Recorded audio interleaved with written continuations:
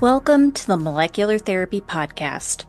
I'm Dr. Rory Bricker Anthony, Scientific Editor of the Molecular Therapy family of journals. This episode features a conversation between Dr. Roland Herzog, Editor-in-Chief of Molecular Therapy and Professor of Pediatrics at Indiana University, and Dr. Joseph Glorioso, Professor, Department of Microbiology and Molecular Genetics, and Department of Human Genetics at the University of Pittsburgh.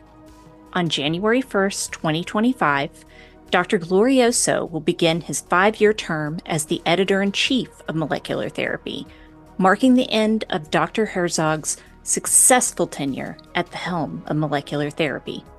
Dr. Herzog and Dr. Glorioso engage in a wide-ranging conversation that touches on the history of molecular therapy, highlights from the gene and cell therapy field, and how molecular therapy will continue to grow and evolve under Dr. Glorioso's leadership.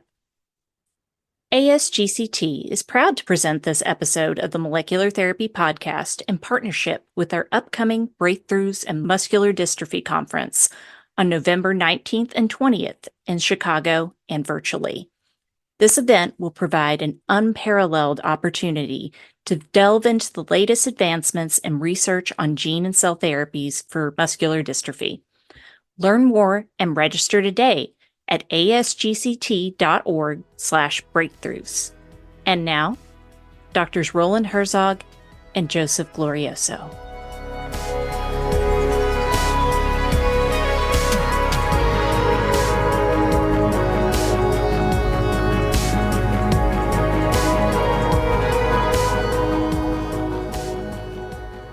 Hello. So I'm really delighted that I have a chance today to have a little conversation with Joe Glorioso, the incoming editor of Molecular Therapy, and passing the baton to him. It's going to be exciting to see how the journal progresses going forward, and we can take this opportunity to reflect a little bit and discuss how molecular therapy kind of evolved over the years, what the history is of the journal, and at the same time make some predictions of how it's going to go in the future, and what might be coming up ahead, and the exciting science that we cover with this journal, and at the same time thank our authors and editors for all the fantastic job that they have been doing and continue to do with the Molecular Therapy Journal. So I'm really looking forward to this conversation. And maybe I'll start by just asking Joe a question about the very first issue of Molecular Therapy. So Molecular Therapy, as most of you probably know, was launched in 2000. And so next year, it'll be the 25th anniversary of the journal. And it was the first journal of the American Society of Gene and Cell Therapy, and it quickly became the leading journal in the field.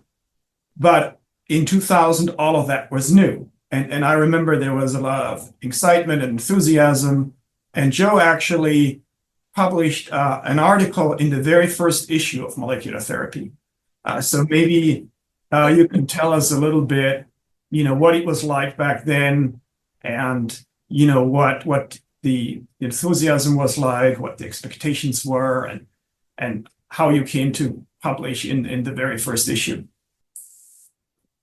Well, thanks, Roland. It's great to see you as always, and I'm really excited about taking over the editor-in-chief job for this journal.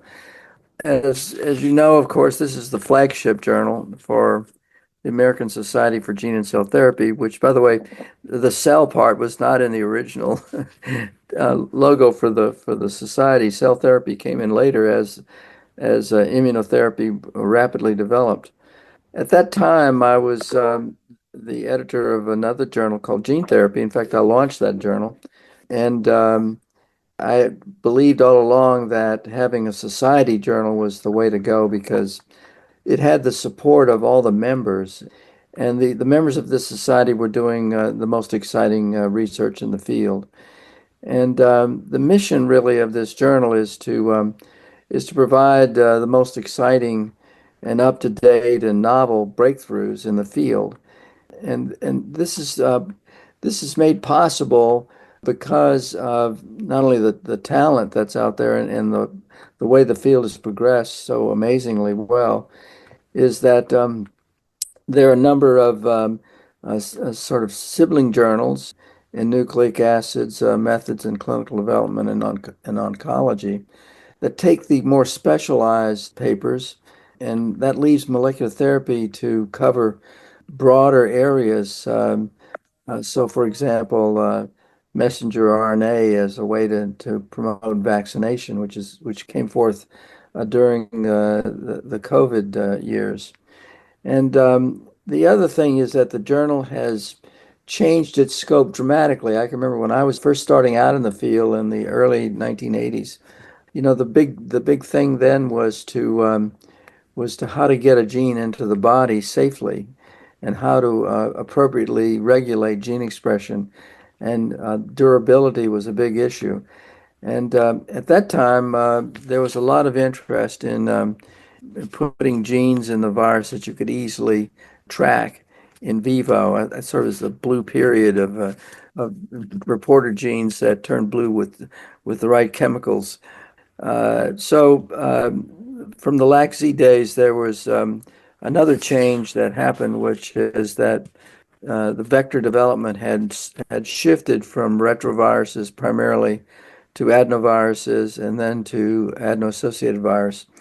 And I was a chair at the University of Pittsburgh at the time when Jude Samolsky was there. And the interesting thing is that Jude and I were part of a program project grant on gene therapy, one of the first ones ever developed. And I remember Jude walking in to a meeting saying, you just can't stop this thing. And he was talking about expression in the brain with AV. So it was really an exciting time, and we recognized how important these breakthroughs were. So I've been in the field a long time, and we have been really involved in gene therapy from the beginning of the society. For example, I was on the founding board of directors, and at that time, we had a lot of leaders in the field, and it moved very, very quickly after that. And then I think gene therapy had a kind of a slump in the middle, which safety became an issue. And we've really been able to overcome that. And so the field has really changed from strictly vectorology to treating rare diseases, and especially in treating diseases that have been a terrible problem like sickle cell anemia. And with the advent of gene editing, it was a marvelous breakthrough from Dr. Doudna in California that we can now change genes in vivo and in vitro. And so these changes then were brought forth by other kinds of developments, including microRNAs, as well as putting genes into the body for treatment of cancer. And cancer has been a terrible problem, as you know. And so that really has developed quite well. So I think in the future, we just really want to be broadly available in terms of a place to publish the best work in molecular therapy. And we're not limited to say, correcting genes in rare genetic diseases, but rather a broader look at the problem.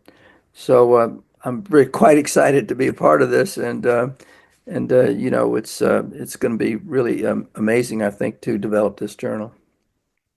Yeah, Joe, I think you brought up a really important point with the what we affectionately call the sibling journals, and our partners, editors of these journals, which are open access and allow a broad distribution of different contents that is also of great value to the greater community of gene and cell therapy. And I noticed, for example, that molecular therapy methods in clinical development have some of the highest download rates because, it publishes a lot of methods that people want to use and adopt. And so there's great interest in that. And, the first one of these journals was Molecular Therapy Nucleic Acids, which kind of developed its own followers and enthusiasts who value biology of nucleic acids and how it relates to disease and using and developing therapeutics based on nucleic acids. And so all of our journals kind of complement each other and are very synergistic and provide all sorts of opportunities for our authors to publish. And, sometimes you have even a paper that could be in any of these. You might have a nucleic acid therapeutics, and you developed a method to deliver that into cancer cells. So it could go into molecular therapy nucleic acids, molecular therapy methods in clinical development, or molecular therapy oncology. So that also provides us as editors with a great spectrum of choices that we can offer to our authors, if they submit quality work to us. And just historically, the first one of these journals was Molecular Therapy Nucleic Acids. It was launched in 2012, so 12 years after molecular therapy. And this idea had emerged to create an entire interactive journal family. And then 2014, Molecular Therapy Methods Clinical Development followed on that. And then late 2014, a journal that was more focusing on cancer, gene therapy, and immunotherapy, which at the time was called Molecular Therapy Oncolytics, and is now called Molecular Therapy Oncology, because we're trying to make authors understand that this is not a journal that is just restricted to, say, oncolytic viruses, for example. It's really about all aspects of molecular and cellular therapeutics to target cancer. So, and I think with that, I noticed a change over the years. So, and it became, I think, most obvious in the 2018 impact factor of the journal, Molecular Therapy. So I think, you don't want to overemphasize and overinterpret what the impact factor means, right? At the same time, I think that change in molecular therapy's impact factor that started in 2018 and then continued in the next 3 years or so, I think is an indicator of what was accomplished and the changes that came out of creating this journal family.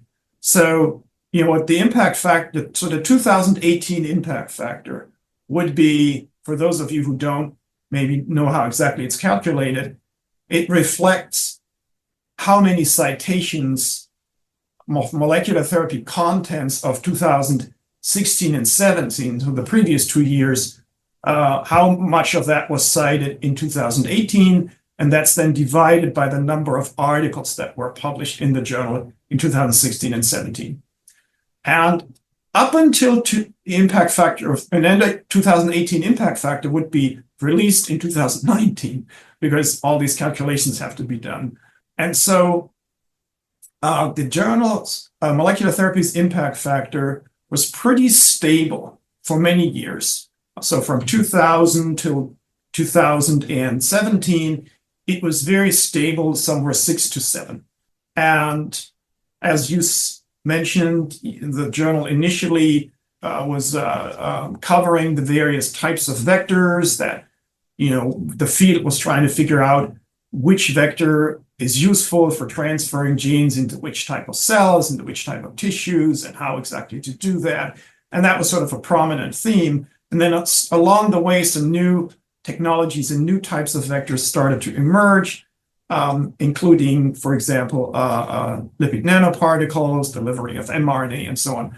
But with the Sibling Journals now in place, what that allowed molecular therapy to do is, as you said, really focus on those articles that are of the greatest general interest, of the greatest novelty, of the greatest quality, and expand the scope to all these new technologies and other areas that were coming along, like you said, immunotherapy for cancer, for example, new kinds of cellular therapies, engineering of lymphocytes for different purposes, understanding how the different types of RNA, from mRNA to non-coding RNA, affect disease, and how that might be applicable now for intervention and therapeutic applications, novel targets, biomarkers, exosomes, extracellular vesicles to package some of these things.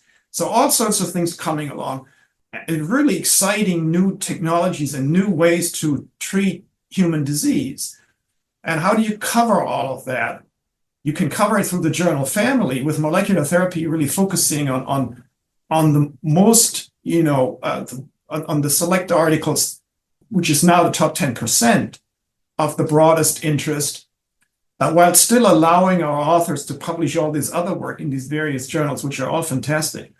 And then I think the reflection of that is that increase in impact factor. And the first uptick was the 2018 impact factor, when it went from 7 to about 8.5, the year after to 9. And then the 2020 impact factor, released in 2021, was the first time we were above 10. And the other more recent change, because of this growth that we experienced, the society, ASGCT, actually made a massive investment by establishing an entire editorial office with a managing editor, a scientific editor, a data integrity editor, and so forth, and to handle all this volume and to optimally, have this whole journal family function. And so through doing that, we're now in this fantastic position going forward that we can attract some of the best work in biomedical research and be on par with other leading journals in the broader field. So the scope of molecular therapy, as you mentioned, it has dramatically widened. And we cover all sorts of aspects of the basis of disease and avenues to treatment based on molecular and cellular approaches. So I might mention, maybe you want to chime in, yeah. I might mention, Roland, that one of the things that has come up in the last decade or so is the number of clinical trials in this area. And, the society now hosts both the biotech field, which really have the resources to carry out clinical trials, as well as the results of these trials and the exciting news that we've seen in treatment of things like sickle cell anemia, for example, and factor VIII deficiency. And so we're seeing kind of a shift. And I think that the journal Molecular Therapy wants to publish, exciting new work in the clinical area. And as we've been discussing, I think one of the missions of the journal is to publish novel methods, new things that are new areas that are rapidly developing, including, for example, using CRISPR to activate many different genes in cancer cells with the hopes of developing anti-tumor immunity and changing the tumor microenvironment through using genetics and armed vectors and so on. So I think that the field really has blossomed out, and also I think our journal really covers. It's not just America, that it covers, areas like in Asia and Europe and so on. And so I think we really want to host exciting science from places in addition to the United States, and the journal will become slightly more international. And so I think these kinds of things are sort of the future of where the journal might go. And I think for both of us, we've spent a lot of time reaching out to scientists that we have known for many years who have done exciting research and encourage them to publish their work in our journal. And I think that will add to the visibility of the journal and the impact factor. Yeah, that's exactly right. I certainly noticed that we are publishing far more papers now, for example, from Asia than we used to 10 or 20 years ago. And also our associate editors are covering globally far more areas. We have a number of folks in Asia and Europe, of course, but also Central South America, authors who contribute review articles, associate editors who help us edit and attract manuscripts. And so we now have that global outreach and that global interest in our journal, which is also visible through, how the downloads distribute and so forth. And all the subscriptions that the journal has around the world. So that's been fantastic for us to develop the journal in this manner. And molecular therapy is publishing about 200 articles per year. And that hasn't really changed much over the years.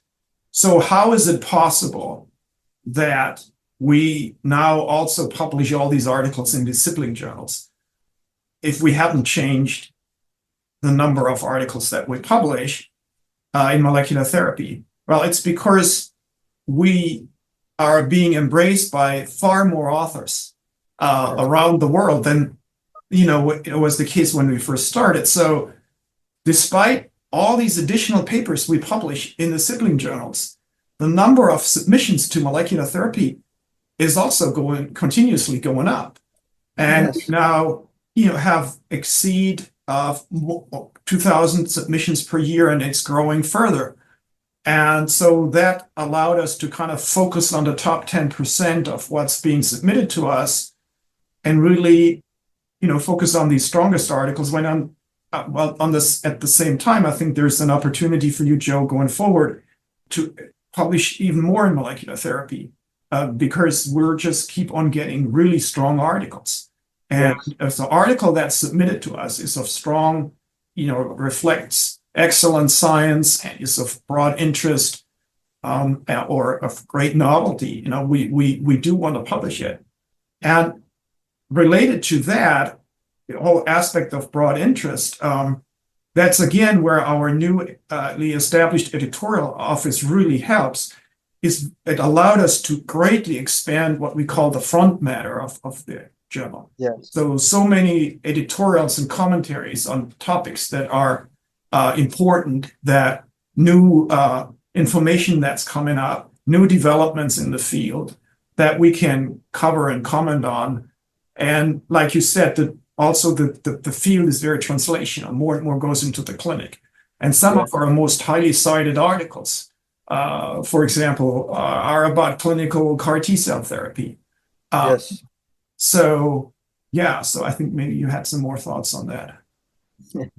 Yeah, I think that one of the things that we discussed is the possibility of bringing in articles that maybe are published in other journals, but giving these authors a chance to reach a broader audience by summarizing some of their best work and as an add-on to the journal. That's something we have to look into and to see if it's really going to be feasible. The other thing, I guess, is that the American Society for Gene and Cell Therapy has really led the way for the development of this field worldwide, because after our society was formed, there was one in Europe formed, one in Japan, one in Korea. I'm not sure if China has cell and gene therapy, gene and cell therapy society, but I know that in many countries there's a lot of interest in this, and some of these societies are a bit fledgling, but nevertheless, it shows you how important our step forward was in the late 90s to develop this society. Yeah, and in these countries that you mentioned, in geographical locations, they are also experiencing more of a growth in clinical gene and cell therapy and biologics drug development. Which, by the way, molecular therapy is looking at that aspect very broadly. So we publish papers on things like monoclonal antibody therapy and bispecific antibody therapy and other types of interesting technologies that both in the preclinical development side as well as in the clinical application. And so to make it possible for authors to publish some of their clinical observations with us and inform others about how to use gene and cell therapy in the clinic, we actually more recently introduced two additional types of articles.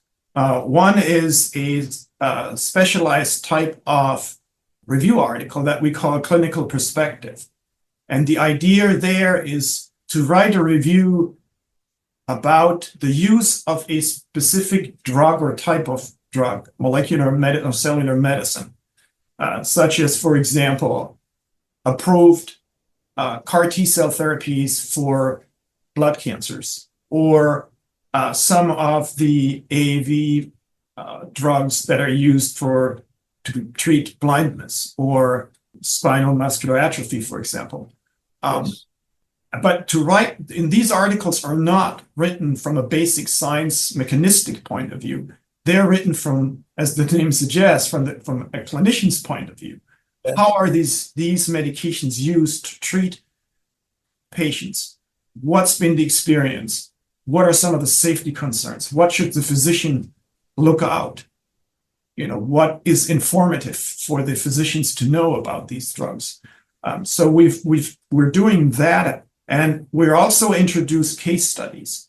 There can be just an observation in one or two patients that is very, very important, and so we want to enable authors to publish those observations with us, and they attract a lot of interest. And then, as Joe alluded to earlier, the field really started with the aim of treating rare diseases for which there are no other good treatments, and have, with a gene therapy, even correct a genetic disease, whether it's gene therapy or now with some of these more recent gene editing tools, to have a single intervention and have a long-lasting effect in improving the person's health. That was sort of the focus initially. But especially with the development of the mRNA vaccines, we're now publishing articles on preventing or treating diseases that affect millions of people. Yes. We've gotten into infectious disease prevention and treatment. And we're publishing all sorts of therapeutics approaches to that. Again, some of it related to delivery of nucleic acids, some of it related to antibody therapies. We even publish on novel therapeutics that are coming out of the plant biotechnology field. And so we've really opened up the spectrum, and it shows how broadly applicable these molecular therapies are to treating human disease. Yes, those are very good comments. I think that the growth of this field has really been remarkable, and it surprises many people. And the ability to change the course of a disease is not just gene replacement or gene complementation. It's treating aspects of the problem, the pathology. So I think that well, many of us who got into this field initially were in virus biology, like me, but I think that now it's shifted over to a large group of people that are engineers, that are experts in cell development. For example, iPS cells now are used everywhere to understand human pathology by looking at the biology of single cells derived from a diseased tissue. So these changes are really remarkable, and I think that we're going to see a lot more in the future. I mean, one of the things that we anticipate, I suppose, is that we can insert large pieces of DNA into the human chromosomes, and if we can do that safely, and there's some ideas percolating about that. This is a kind of change that's permanent, doesn't require the virus genes to hang around, and I think that this is an area that is going to be developed going forward into the future. Right. Yeah. Agree with that. And the other aspect of that is how to achieve targeted delivery of some of these, which are what are the vehicles to use to transport these molecular machineries that you mentioned into the cells where you want it. Right. And molecular therapy is publishing a number of articles on that. Yeah, if I reflect a little bit on the impact that our journal has had on the field and the studies that we published, there's a couple of things I want to mention. Our partners at Cell Press actually have recently done an analysis that shows that molecular therapies, not only impact factor has been increasing, but there's another metrics that's called the influence factor. And what it means is how influential are we on the field as evidenced by being cited by journals that themselves are highly cited. So, if how much is our articles in Science magazine, in the England Journal and Nature and so on, are they citing and discussing articles that came out of molecular therapy? Yes. And that's been that metrics has been becoming very flattering to us. So it shows that we have impact and influence. Yes. And of course, what we're particularly proud of is that one of the 3 papers that the Nobel Prize Committee cited as showing a substantial part or aspect of the research that led to the development of mRNA vaccines and to the Nobel Prize on that discovery to Drs. Carrico and Wiseman. One of those 3 papers that were cited was published in Molecular Therapy in 2008. And it is, of course, one of our most highly cited papers. And it shows how we were at the forefront of publishing novel technologies, which, of course, at the time was not clear that would be, that discovery would have the impact that we now know it had. But it's obviously something we're proud of, and also very thankful to the whole community of the mRNA, in the broader sense, RNA biology researchers who are looking into understanding how different types of RNA molecules could be used therapeutically, and also how RNA impacts disease mechanisms. And another example, I think, is just this year's Nobel Prize in Medicine on the discovery of microRNA that Joe already mentioned. And molecular therapy is one of the journals that's at the forefront on publishing how microRNAs can be exploited therapeutically. Absolutely. And how they can be delivered, and how that opens up an entirely new avenue of molecular treatment of disease. So, just many of these technologies that are now helping so many patients and helping to treat or prevent disease. A lot of the development of these technologies has been published in Molecular Therapy, and like Joe said, some of it in hindsight is perhaps surprising, couldn't have been foreseen. Yeah. And with that, I would like to appeal to anybody who's listening and considers submitting work to molecular therapy. We are always interested in novel emerging technologies, and your work will be quite impactful if you choose to publish in molecular therapy. Absolutely. Absolutely. Yeah, I think that we're going to see a lot of movement in the field of aging in the coming years, and the genetics of this is complicated, as you might imagine. But it turns out that stem cell renewal, for example, is going to be a big part of this, and it's also a big part of the development of cancer. So I'm hoping that we find some clever ways to make stem cells reproduce safely and tissues to last longer and so on.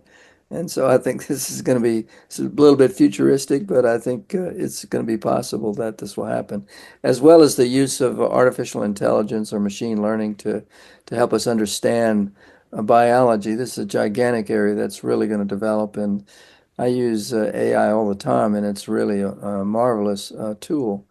So I think that there's going to be a shift in how people think and do research, and having algorithms that allow us to study things like protein structure, for example, or protein adaptation, or changes, protein modifications. All of these things are going to be really, really important, and I think it's going to be amazing. I think what's going to happen in the next few years in this area.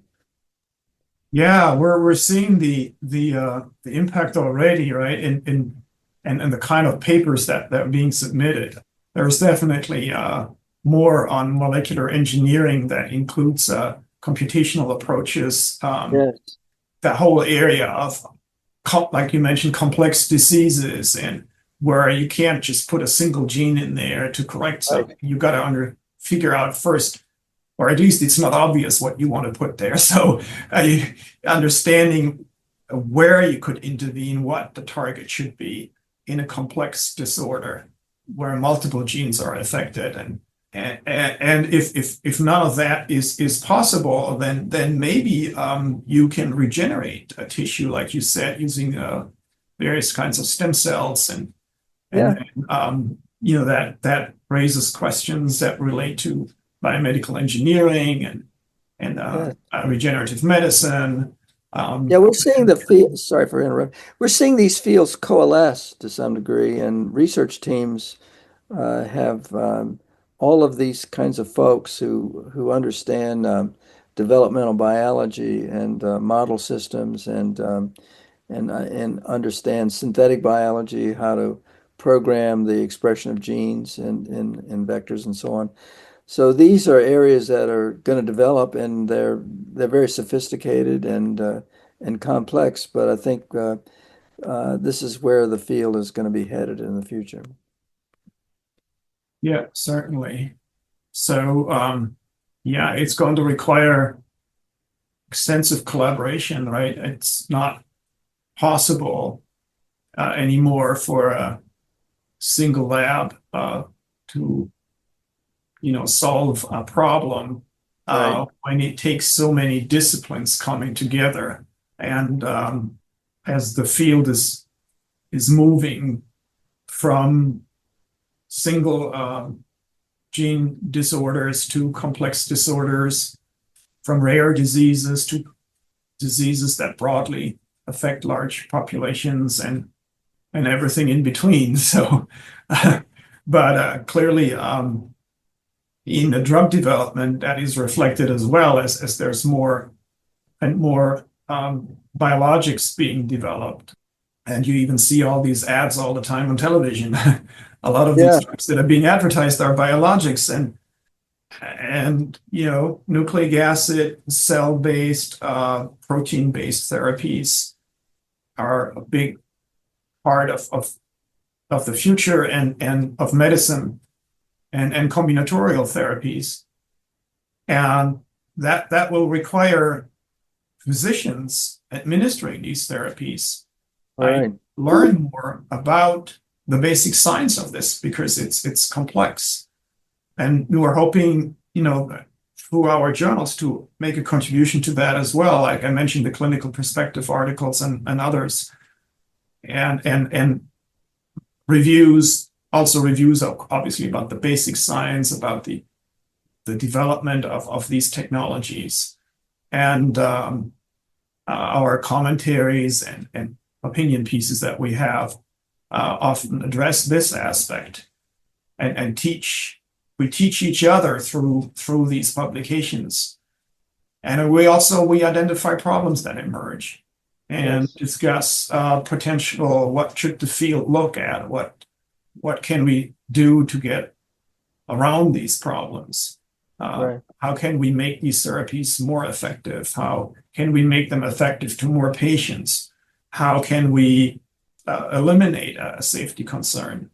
And all of that is very prevalent in molecular therapy and in all of our journals, right? I mean, there's a reason why one of our journals even includes that name of clinical development. Yes, I totally agree. I think, one of the issues that is I think is going to arise, especially in the CAR T cell field, is the cost and difficulty of creating these technologies. And I'm sure that already there's a sense of overwhelm in terms of being able to take cells out of T cells out of patients and transduce them and so on, and put them back. These kinds of transplants are expensive and difficult, and so what I love about the mRNA development is that this might be a technology that's broadly available worldwide. And, how do we democratize all these complex treatments? And as scientists, we've been most interested in understanding how to make gene transfer work effectively and safety and all that. But I think ultimately, when a method is developed that for a treatment, how do we provide that broadly? And so these are areas of ethical considerations that probably we are going to have to pay a lot more attention to in the future.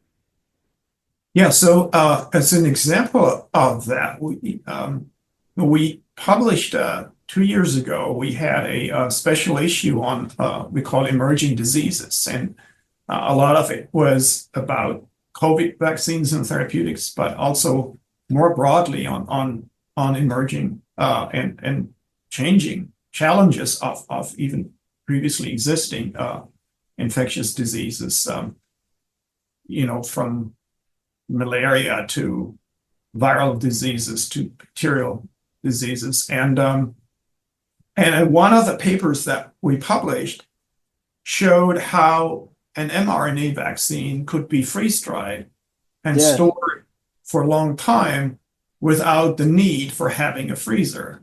Which would, of course, make that now feasible in places where it wasn't before to store and administer these kinds of vaccines. And so, again, it shows how, molecular therapy is quite at the forefront of these urgent questions in molecular medicine. Yes, I totally agree. I think I want to make a little bit of advertising here for the next few months. So Joe actually, and he can maybe mention a little bit more about that. He's developing a special issue for molecular therapy that's going to celebrate the 25 years of molecular therapy, which part of it is, of course, reflecting back on the history, but a lot of it is also where does the field stand in all these different areas of molecular and cellular medicine development, and so it's I think it's going to be quite informative, and leaders in the field are going to contribute to this special issue. So I think it's going to raise a lot of interest, and we're also in the process of assembling a special issue also that we're hoping we can publish in the first half of 2025, which will be our second installment, basically, of clinical gene and cell therapy, covering, again, all these aspects from viral vectors to mRNA to CAR T and other cellular therapeutics and immunotherapeutics and rare diseases to common diseases. So I think that will be another very desirable set of information that the field will be very interested in reading, and it's going to be quite informative and have very broad appeal, as these gene and cell therapies are now quite widely used in treating patients. Yes, I think those two things are coming forward, and we're also close to launching a special issue on epigenetics. Actually, it's just another aspect we haven't even talked about yet. yes, yes. It's really exciting, where you can make that labs in our field have figured out how to make an epigenetic change to changing patterns of gene expression that can, for example, silence pathological gene expression that causes disease, or that could be used to edit not only on the DNA level, but also, for example, on the mRNA level, and so forth. So there's a lot of exciting, very promising research coming out of that.